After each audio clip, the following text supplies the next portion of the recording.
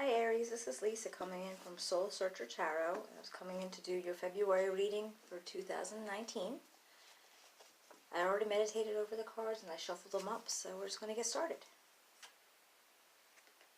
Alright, we have the Five of Swords, the Two of Wands, the Six of Swords,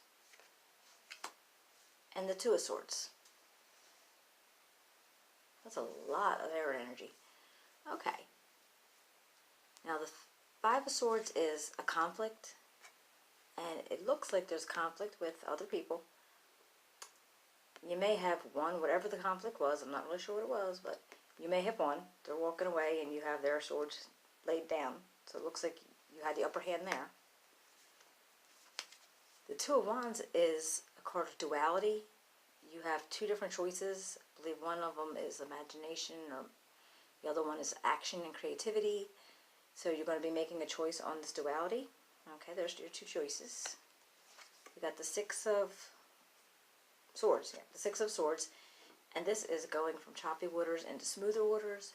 And you're going to move on. Like whatever had happened with this Five of Swords and the Two of Wands, the Six of Swords is you're moving on. You're going into calmer waters now. And then the Two of Swords. And this is almost like there's a decision to be made. She doesn't really want to, she doesn't want to make it. She does not want to make that decision. So she's got her blindfold on. She's like, I'm not really thinking about it. Don't want to talk about it. And it's not something that she wants to do. So apparently maybe this decision with the Two of Wands, it's not something you're really looking forward to doing. I don't know if it's for like the analytical or the creative. But let's see what else we can find out from here. Because it looks like you have a decision that you need to make. And the conflict stemmed, or the decision stemmed from the conflict, or the conflict stemmed from the decision. Ooh, Nine of Wands. Queen of Swords. And a Tower. Alright. Now the Nine of Wands is, you are on guard. You're protecting against anything that's going to, pull the rug out from under you, knock you off your feet, whatever.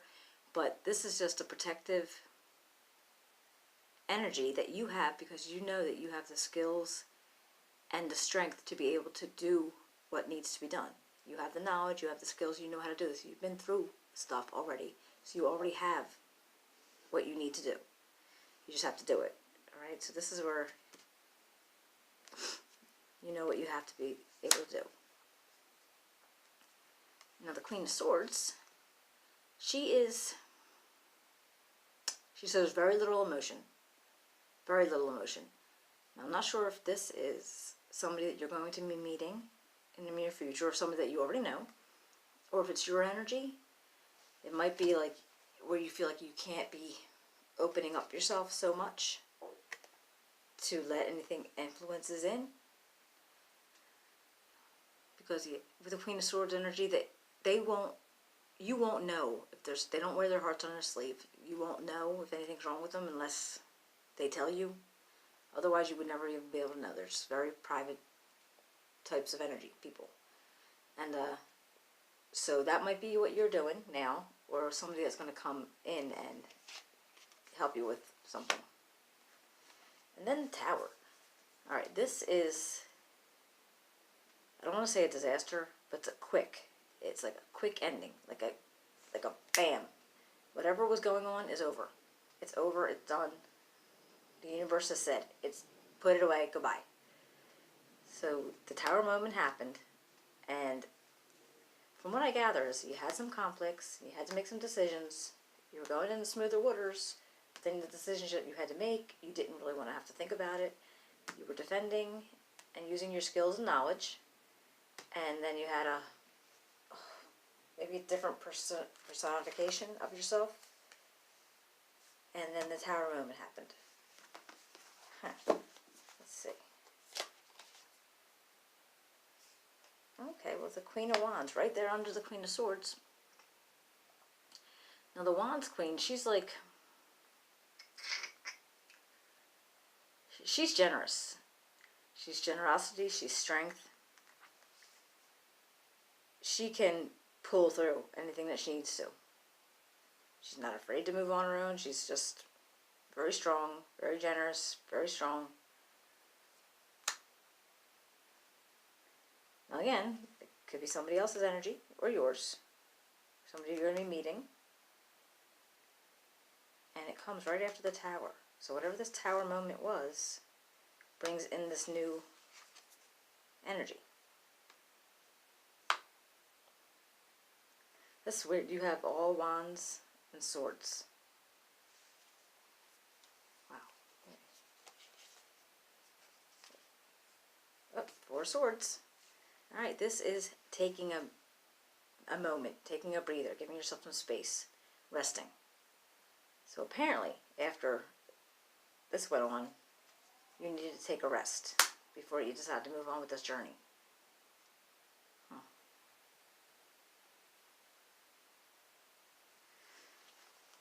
Alright. And the Hangman. Now here's, what this one guy looks like. He is just hanging there. He's hanging out. He's taking a chill right along with the 4 Swords, but he's also looking at things in another perspective. So maybe you need to look at whatever went on with this, the conflict, the smoother waters, the Tower moment, all these Wands. That's very creative energy. Wands and Swords.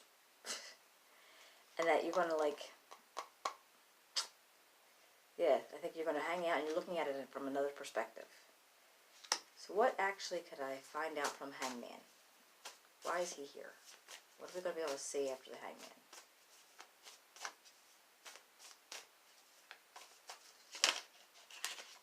Oops. 2 of Cups. Well, that's the first Cups.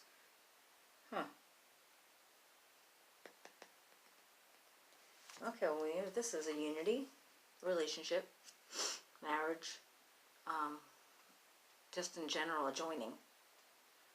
So this is possibly going to be, could really be, could be,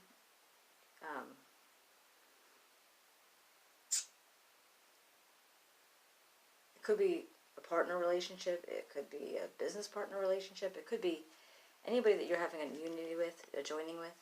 And if we put it all together, let's see. Let's see if we can give you a better look at these cards. Oops. Yeah, probably not.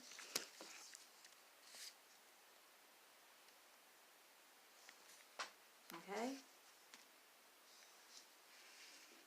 seem to have, so the way I'll sum it up is, you had a conflict in the very beginning, and then you had a decision to make between 2 different aspects of it, mentally or creatively.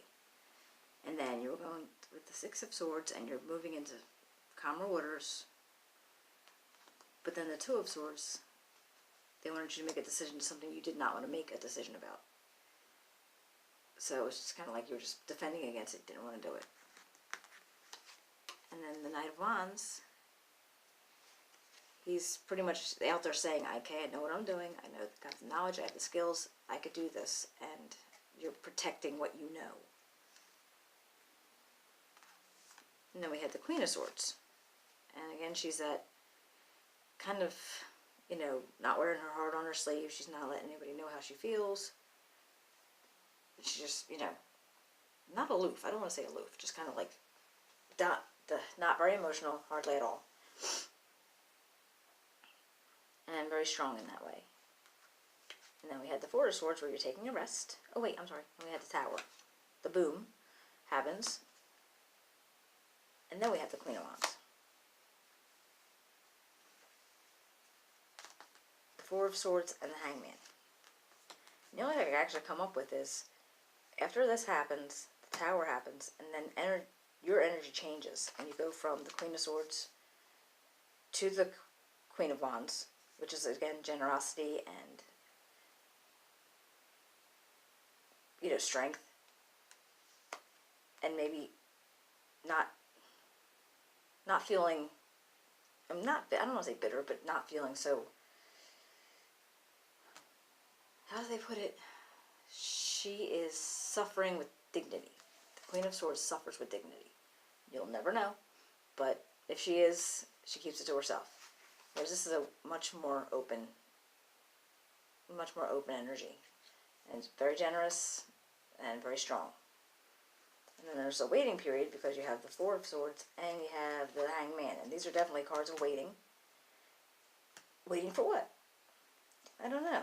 It's almost like a new partnership's coming in. What could the partnership lead to? I don't know. I don't know if it's romance. I don't see any other cups cards here at all. But it might be a new partner. It might be, you know, a new relationship. Could, just, this could actually be, it doesn't have to be like a sexual relationship. It could be friends. It could be a mother to child. It could be, parent. Just a new relationship, or it's just coming back to light. So I think that's what went on with all this, between your conflict and your creativity and